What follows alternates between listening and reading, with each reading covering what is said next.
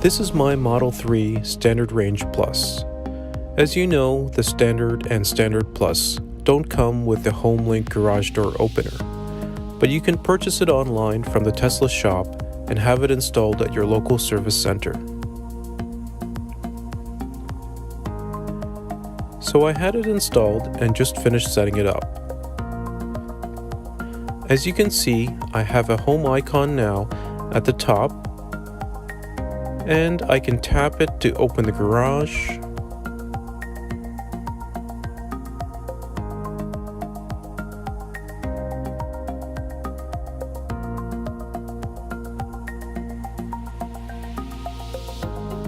and tap it again to close the garage.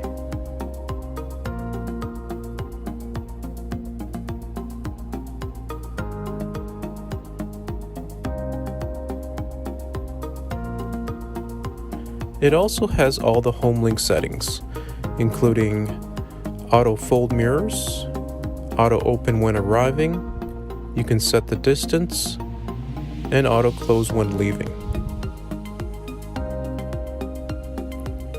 Anyway, thanks for watching.